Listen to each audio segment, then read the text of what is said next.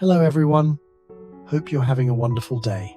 Today, we're diving into the moment Truong tries to keep Tieu calm with a warm homemade meal until the delivery man returns, and a mysterious package reveals a phone with a chilling message.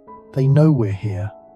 If you enjoy the story, don't forget to subscribe so you won't miss the next video. The package sat by the gate like it had always belonged there. Small, ordinary looking, wrapped in dull paper, tied with rough string, the kind of thing you could mistake for a neighbor's gift if your heart wasn't already on alert. Truong didn't touch it right away. He stood at the back window of the stilt house, eyes fixed on the gate through the thin veil of mist. Outside, the dirt road glistened from last night's drizzle.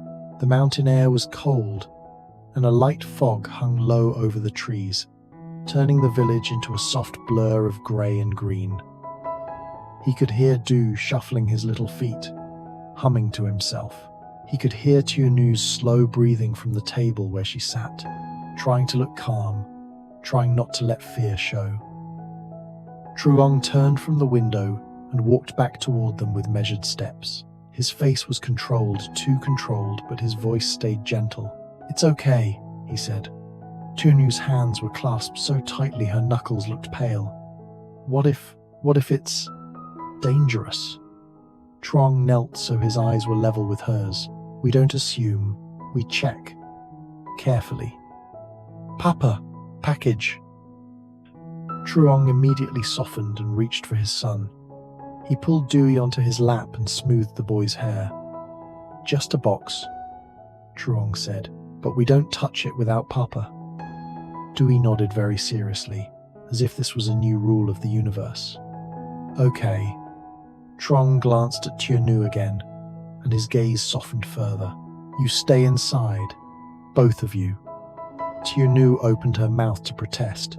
She hated feeling useless, but Truong's look stopped her. Not harsh, just steady. "Please," he said quietly, the same word that made her heart ache earlier. "Okay." Truong stood, slipped on his jacket, and reached for a pair of work gloves that hung near the door. He didn't grab any weapon. He didn't make a show of it. He moved like a man who had learned long ago that calm is protection. Before stepping out, he looked at Du. "Stay with Mama." Du puffed his cheeks. "I protect Mama." Truong smiled faintly. "Good. You're the strongest." Du straightened proudly as Truong stepped onto the wooden stairs of the stilt house. The boards creaked under his weight. Cold air wrapped around him instantly. The village was quiet. Too quiet. A few houses were visible through the fog rooflines and wooden rails, smoke drifting lazily from one chimney. Farther away, the mountains rose like shadows. Birds called somewhere in the trees, then stopped. Truong walked down the steps and toward the gate with slow, deliberate movement, scanning left and right. He didn't rush. If someone was watching, rushing would feed them. He reached the package and crouched. The paper was dry despite the damp air. The string was tied neatly, almost carefully. No name, no sender, no return address. Truong didn't open it. Instead, he nudged it lightly with the toe of his boot. No sound from inside, no shifting, no rattling. He leaned closer, eyes narrowing, studying the edges, the knots, the paper seams. Everything looked simple, too simple. He stood, lifted it carefully with 2 fingers as if it might bite, and carried it back up the steps. Not inside, just to the edge of the porch. He set it down near the outer rail, away from the main door. Tieu's eyes followed him like she'd been holding her breath the entire time. "What is it?" Truong placed his gloves on the table and washed his hands. Slow, methodical. Then he spoke calmly. "I haven't opened it," he said. "Not yet." Tieu's voice trembled. Why would someone send something with no name? Truong didn't answer immediately. He glanced at Du, who was watching with wide eyes. Do, Truong said gently. Can you go show Mama your oranges? The ones you lined up yesterday? He ran off toward the corner with the fruit bag, chattering happily about which orange was the baby and which pomelo was the big boss. When he was far enough, Truong lowered his voice. This might be nothing, he said, or it might be someone testing us. Trying to see if we panic. Tieunu's eyes filled. I don't want this. I know, Truong said. I don't want it either. I'm sorry. I keep making things heavier for you. Truong's expression softened instantly. He stepped closer, gently tilting her chin up so she had to meet his eyes. But I'm scared. Truong nodded once. Then tell me. Don't hide it. He placed his palm over her hands, anchoring her. Listen, he said. You and Du are my home. I'm not going to let fear take this house. Tieu swallowed, fighting tears. What if it follows us anyway? Truong's voice stayed calm. Then I'll stand in front of it. That sentence didn't sound like a dramatic promise. It sounded like a fact. Outside, fog pressed against the porch like a quiet wall. Inside, Du was humming, unaware. Tieu breathed slowly, trying to pull herself back from the edge. What do we do now? Truong took a slow breath. We act normal. Tieu blinked. Normal? Yes, Truong said. We don't let anyone outside control the inside of this house. And we eat? Tieu stared at him. Now. Truong nodded, almost stubborn. Now. He moved toward the stove and started preparing food again, not because food would erase danger, but because food would keep Tieunu's body steady, keep her blood sugar stable, keep her from spiraling. He washed vegetables, lit the burner, and reached for ingredients with practiced calm. Dewey wandered back, attracted by the familiar sound of cooking. Papa cook again? Dee asked, eyes shining. Truong smiled. Yes. Truong handed him a small bowl and a few garlic cloves. Peel these, but no knife. Du nodded, very serious, and started peeling clumsily with little fingers. Tieu watched them, her shoulders slowly lowering. Truong didn't say, stop worrying. He didn't say, everything is fine. He simply built a new moment right in front of her, one she could step into. Soft, slow steps on damp ground near the bottom of the stairs. Tieu froze. Du looked up too. Someone coming. Truong's hand paused over the pot. His face stayed calm, but his eyes sharpened instantly. Then another sound. A voice. Hello, anyone home? Truong turned off the flame without panic. He wiped his hands and looked at Tieu. Stay inside, he said quietly. He moved to the door and opened it just a little. On the ground below stood the same delivery man from earlier, cap pulled low, jacket damp, holding a clipboard like a shield. He smiled too casually, too practiced. Sorry, the man said. I need a signature. Company rules. He stayed on the threshold, blocking the view inside with his body. Leave it. The man shifted his weight, trying to peek past Truong's shoulder. I just need to check the name. Maybe your wife can. Truong's voice dropped, still quiet but colder. Don't look inside. The man blinked, caught off guard. I'm not. Truong didn't raise his voice. He didn't threaten. He just stood there like a wall. The delivery man forced a laugh. Brother, it's nothing serious. Just rules. Then follow your rule and leave. The man's smile thinned. His eyes flicked toward the porch rail, toward the package, then back to Truong's face. No problem. He turned to leave, but he didn't walk away immediately. He lingered one extra second, as if memorizing the house. The stairs, the door, the sound of a child inside. Truong watched him until he disappeared into the fog. Only then did Truong close the door and lock it. Tieu was standing now, hand on her belly, face pale. He came back. I know. Her voice trembled. Why would he? Try to look inside. Truong took 2 steps to her and gently guided her back into the chair. Because he's not only delivering, Truong said quietly. He's checking. Checking what? Truong's jaw tightened, but he kept his voice gentle. Checking if we're scared. He glanced toward Dui, who was staring at them. Confused, Truong forced a warm smile for his son. Truong crouched and touched his cheek. Do you remember what Papa said? Truong asked softly. Du nodded. No open door. Stay with Mama. Good, Truong said. You're very brave. Du's chest puffed up again, proud. Truong stood and looked at Tieu, voice low. We're going to keep the house warm, he said, and we're going to stay calm. Tieu swallowed hard. We'll handle it, he said, but not with panic.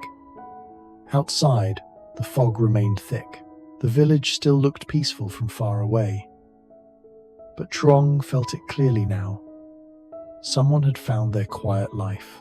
For a long moment after the delivery man disappeared into the fog, the house stayed perfectly still. Only the soft creak of the wooden floor and Dui's tiny breathing filled the space. Truong kept his hand on the lock as if he could feel the outside through it. Then he turned, forcing his face to soften the second his eyes met Tieu's. She was pale, one hand rested over her belly, the other gripping the edge of the chair like it was the only thing keeping her steady.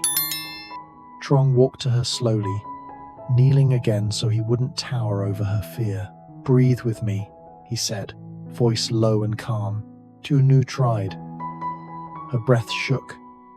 Truong counted quietly, like he was guiding someone through a storm. In, 2, 3, out, 2, Dui. His brows were knitted in confusion. Mama okay? He asked. Tieu forced a smile that didn't quite land. Mama okay. Truong reached out and gently pulled Dui closer, tucking the boy against his side. Mama's okay, Truong repeated, steady enough for all 3 of them to believe it. He tried to look inside. I saw, Truong said. Her voice broke. Why are they doing this? Why can't they just leave us alone? Truong didn't answer with something big or dramatic. He answered with something real. Because they want control, he said quietly. And fear is the fastest way to get it. Tieu's eyes glistened. Then what do we do? Truong stood, went to the stove, and turned the flame back on like the outside world hadn't earned the right to stop dinner. He stirred the pot once, slowly, the smell of warm soup filling the room again. We do what we can, he said, and we don't let fear run this house. Tieu let out a small, shaky laugh. You really think cooking fixes everything? Truong glanced back at her, eyes gentle. No, but it keeps you here with me. That softened something in her expression. Not all the way, but enough. Truong picked up bowls, moving with quiet purpose. Come on, he said, trying to lighten his tone. We eat while it's hot. Dew brightened instantly. Eat. Truong placed a bowl in front of Tieu first, then Dew, then himself. He didn't sit right away. He watched Tieu's hands still trembling slightly. He reached across the table and covered her fingers with his palm. You don't have to be strong in silence. Tieu's lips trembled. I'm trying not to panic.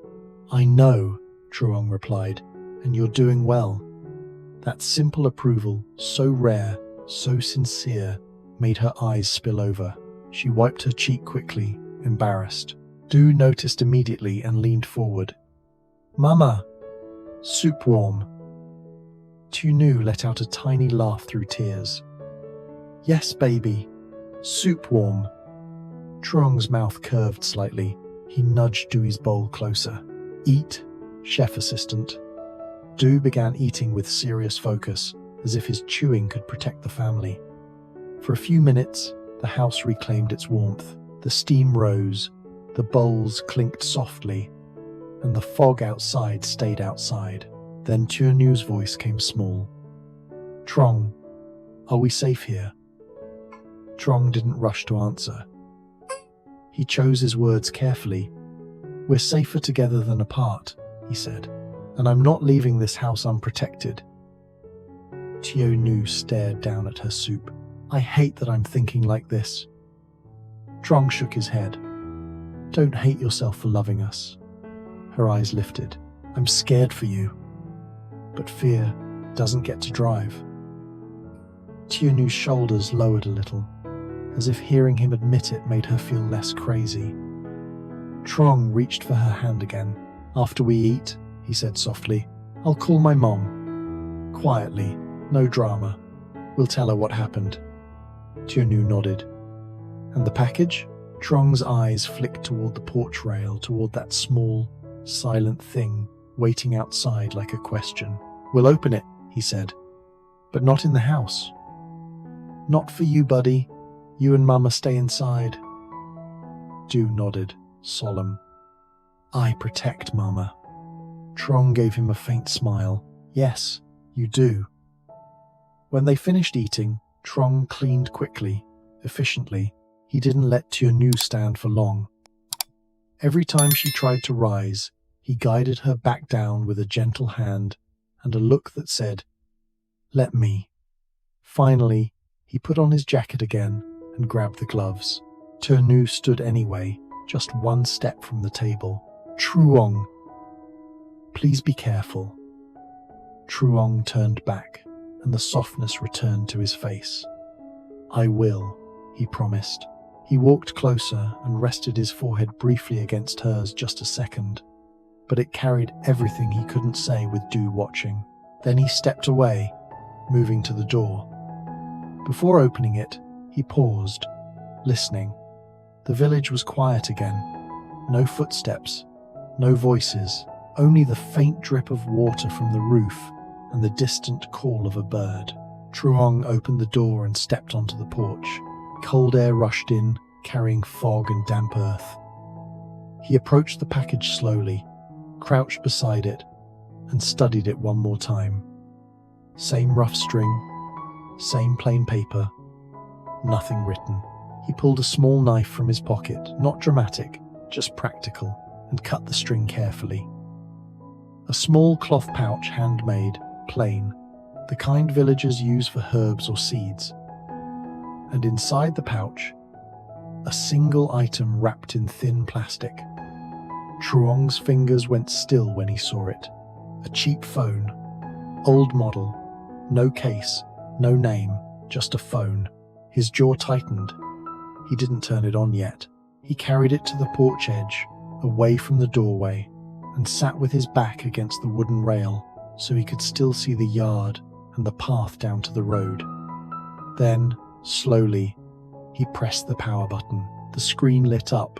One notification appeared immediately, like it had been waiting. A single message. No sender name, only a number. Truong read it once. His throat tightened. Behind him, the door creaked. Tieu stood in the doorway, unable to stay inside anymore. Her face was tense, eyes searching his. "What is it?" she whispered. Truong looked up at her, and for the first time tonight, the calm in his eyes cracked just slightly. He didn't show her the screen. Not yet. He only said, in a voice so quiet it felt like the fog itself was speaking, "They know we're here." And from somewhere down the road, far beyond the gate, a dog started barking sharp, sudden, warning the village of a stranger moving through the mist.